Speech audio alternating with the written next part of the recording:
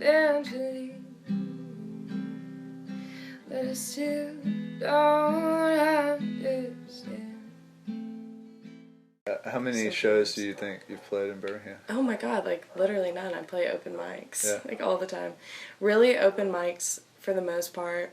I haven't wanted to, like in the last couple months since like Thanksgiving. I really wanted to just write new stuff that I felt really good about, and then do that. But Yeah, it's happening. that's like painting. It's like you can either be prolific and do a lot of simple things, or you can like hold yourself away for a couple of months and do something giant and amazing, and you never know if it's going to be received as well. So you're going to start recording soon? Yes. Or you are recording? I am recording. I started working on the EP like right after Thanksgiving. And hopefully that continues as I release the EP, but I really like it. I think it's stuff I've never made before. I'm trying to fully like round out my sound with like different instruments and different techniques and different, styles of writing and ways of playing. What do you consider yourself to be? Singer-songwriter, singer, guitar player? Probably it's singer-songwriter. I think guitar playing is really on like a light scale. You don't have accompaniment most of the time? Most of the time, yeah. So is that unique? Is that interesting to hear your stuff with a accompaniment? track? Yes, it is interesting. It's different. It's how I want.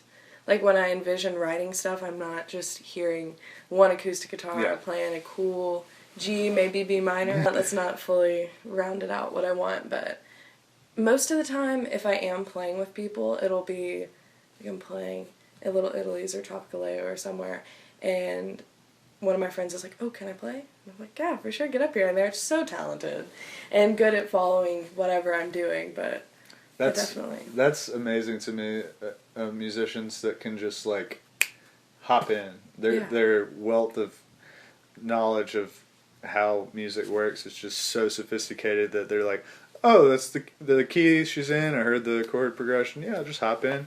Do a whole guitar solo and right then, now." And so impressive. The like people that work really well together, like Tragic City. Tragic City are so tight that they can just sort of look at each other, and that look says, "All right, we're slowing down," or we're doing a key change here or something. Like they change pace. They can just read each other. Yeah, no, I love that, and that's really from countless hours of them working together and understanding.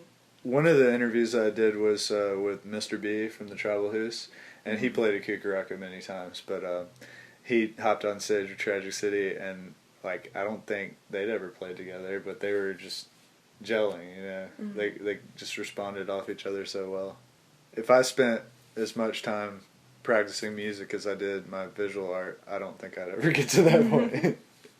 No, I totally understand. Have you ever played with anybody that you just mesh with that totally complimented you well? Yeah, I think I've definitely had a bunch of people accompany me very well, but it's more so due to their talent and their level of practice and amount of people that they've played with.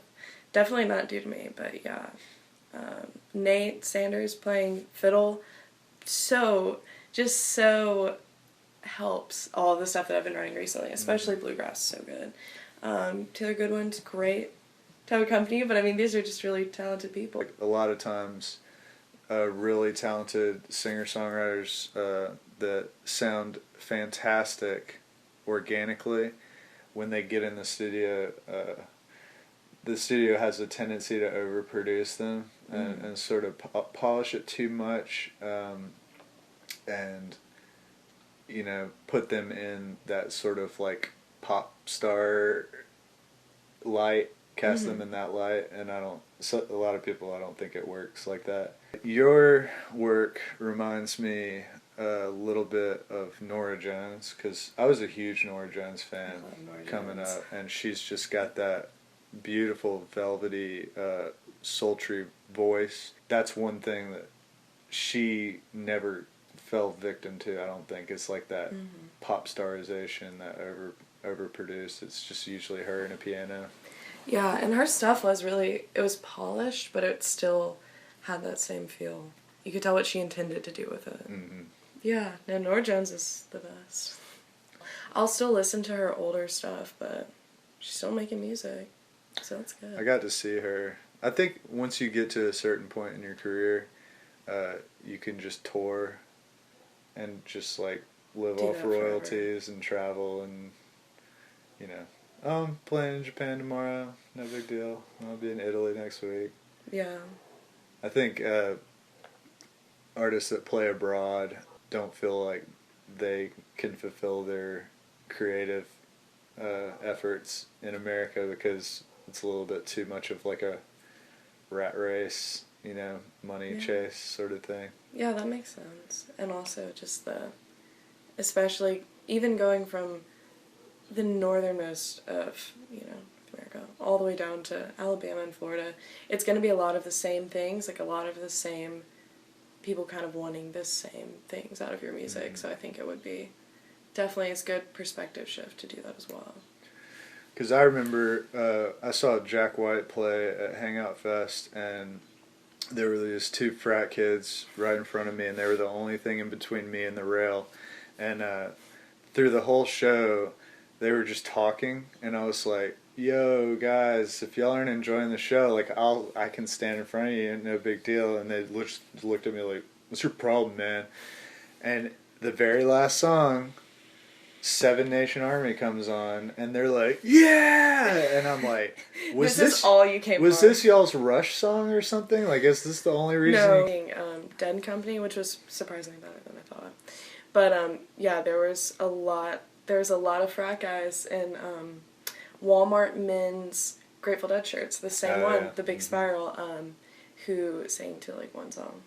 So, but he had just played with the Dead Weather in Glastonbury, and it's like, you know, in Europe, you know, he's treated with respect. Yeah, and then here. I think we need to culture ourselves a little bit more. Yes, aggressively. Taste in music, because I have guilty pleasures, don't get me wrong. What are your musical guilty pleasures?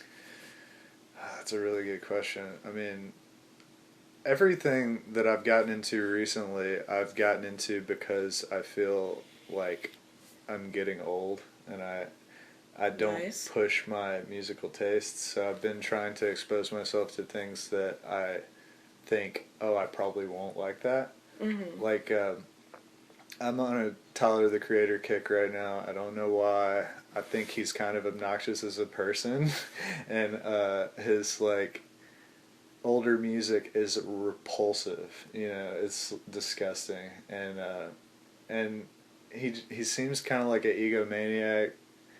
As an artist, Tyler, he's got a well to draw from. He's just very intelligent, you know, mm-hmm. and he's got good taste, like his samples and stuff like that, and his lyrical prowess. I don't know. What's your guilty pleasure? Oh, musically, probably.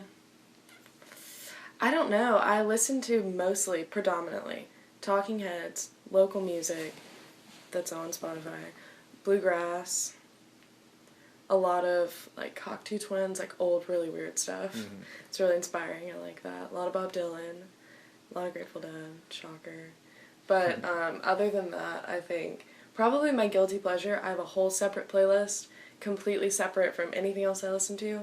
It's all trap music. Oh, yeah. And it's all kind of mumble rap. Yeah. Yeah. It's bad. I show it to no one. It's deeply embarrassing, but sometimes at like 2 a.m. driving, perfect. 2 p.m, hell no. 2 a.m, yeah. I think I've been trying to get into hip-hop recently because I neglected that for years. When I was in high school, emo was really hot, punk, you know, pop punk was really hot, and I just sort of followed the trajectory of what everybody else was listening to. Are you a Tool fan? I never got into, no. And I just had to know.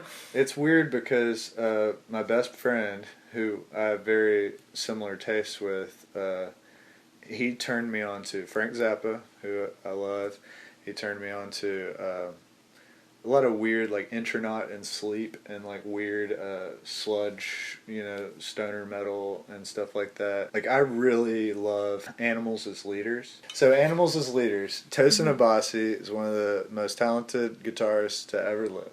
When I was a kid, there was a venue called Cave 9. Aaron Hamilton, the guy who started it, is on my short interview list. I really want to pick his brain about all that, but when I was 17, Tosin Abasi came to town with a band called Reflux on Prosthetic Records from Washington, D.C. And he was just this skinny little black kid with these short little dreads, and he came in with his headphones on with his guitar, and he sat there and he sat on the couch and he was practicing until it was time for him to get on stage. Then he got up, killed, and then put his headphones on and went back and sat down and practiced. And I was like, this guy's going to be a fucking superstar. And 10 years later, it took me 10 years to go see him again, but on the 10th anniversary of Animals as Leaders, actually I saw him at the High Note one time. Ibanez has put out 3 or 4 custom 7-string guitars under his name, and now he owns his own company, but they're really progressive metal with all these rhythm changes and weird, like Victor Wooten taught his bassist how to slap, and then his bassist taught him. So he's like slapping, picking, fingering like 8 strings, arpeggios all up and down the fretboard, but I'm just like, this is that same little kid that I saw That's so 15 awesome. years ago. It's unbelievable. Made of everything morning, everything bright, quiet and slow, cool in the night, simple and kind, just quite right. It all makes sense